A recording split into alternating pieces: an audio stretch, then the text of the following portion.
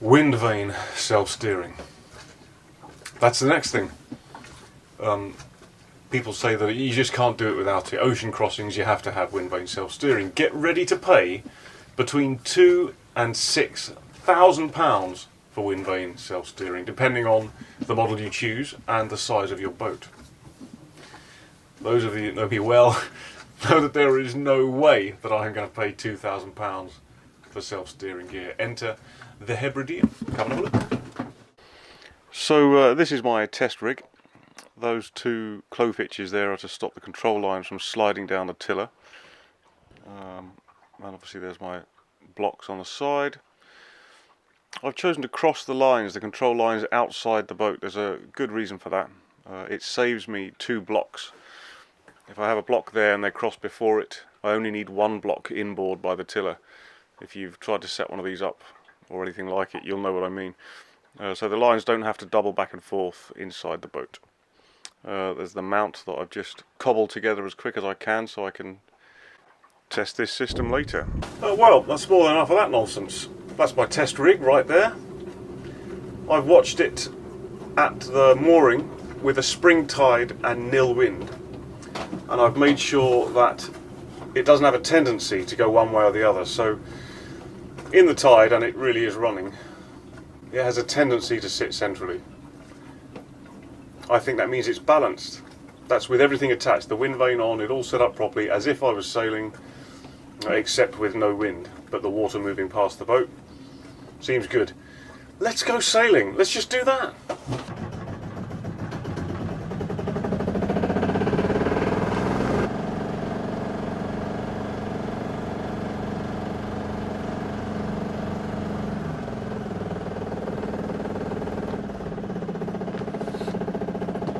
So I've got to be honest, not an ideal test today. There will be further, more in-depth tests for the Hebridean wind vane coming. For now, and one of the reasons this video is a bit late, the weather has been absolutely horrendous. It's not been playing ball. And today, of course, the tides are not quite right.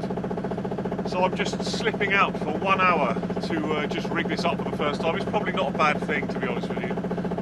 It's low pressure. I'll be able to see what it does roughly. I'll see whether it's a complete washout and needs to go back to the drawing board a little bit, or whether it works. So the tides are wrong, the weather's not ideal. I'll be motor sailing a bit. I think that shouldn't really make any difference as long as the boat speed doesn't exceed the wind speed. I don't think it will today.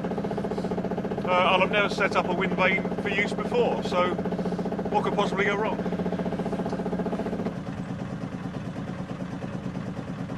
Look, that's steering the boat. It actually is.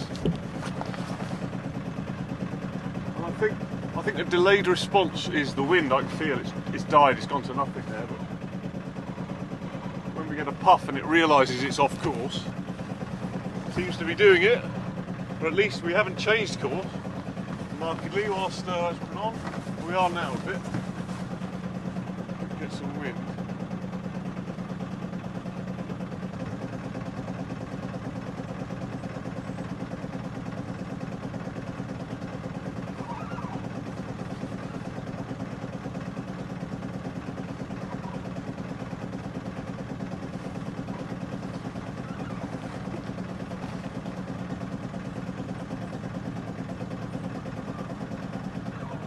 That little turn there, what that's done is changed my course from there to there, and then it's pretty much stayed on course. It's drifting a bit now.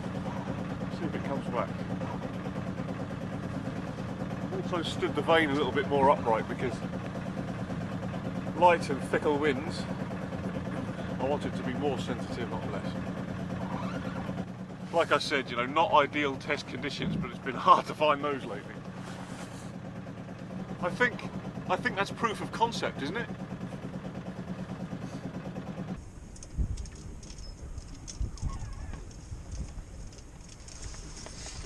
Make a cup of tea.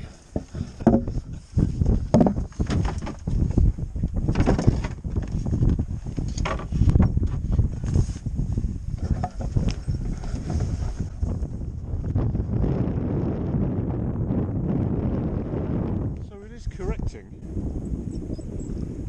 and doing its thing.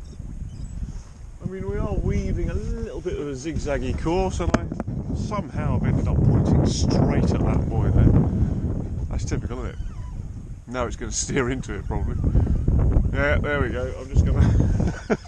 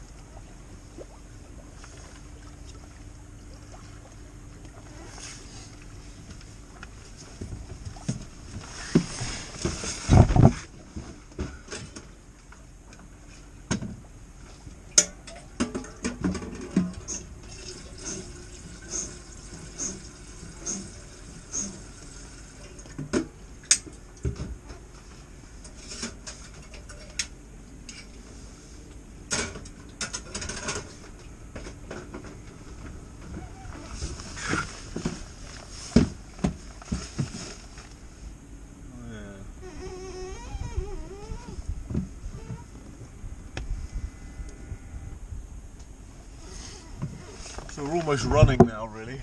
And that's another point of sail where wind vane self-steering will generally struggle.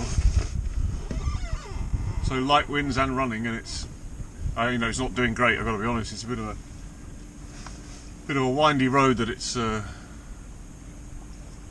taking, but when the wind is stronger, it does better. So I have high hopes. Should be alright.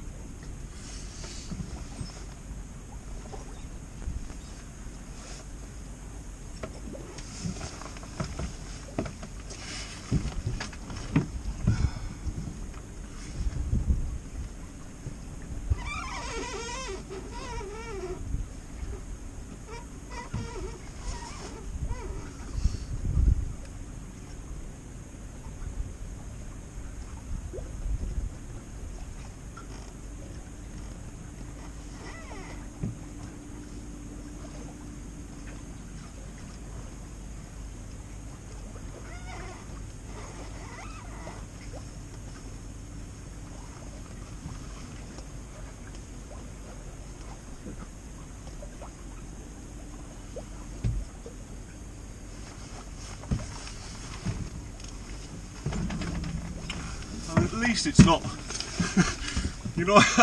I had visions. I had visions of the wind vane going, the whole thing just pirouetting on the back of the boat and being out of control, man. But it's not actually. It's all right. We're certainly on a stable course now. Once again, yeah, it's a reach in very little wind, really.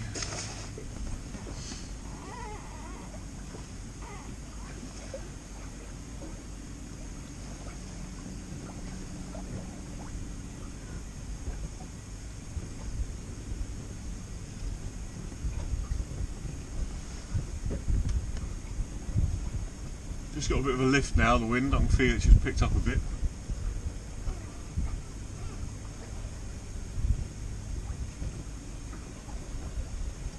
Yeah, and it makes sense, I suppose, doesn't it? How assertive the wind vane is depends on how strong the wind is. I mean that. But we've been pointing straight at the bridge now for 5 minutes, I'm sure, and I've not had to do anything. So. Winner, winner, chicken dinner! Brass monkeys today. God, it's cold. Okay, well, I'm going to call that a success. Now, obviously, that wasn't a sea trial. Let's not exaggerate. The wind was variable both in strength and direction. That's the sort of tidal area that I was out sailing in there. So not a sea trial. There are more to come, as I said, more trials of the Hebridean. A quick rundown then from what I've gleaned from that. So it was useful anyway. Some pros and cons. It works. There's no doubt that it does.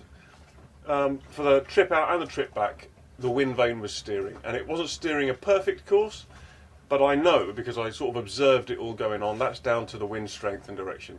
The stronger the wind, the better that'll work, no doubt. I want to see what it does at sea, and I'm going to do that when the weather improves enough for me to do that. So very encouraging. Very encouraging.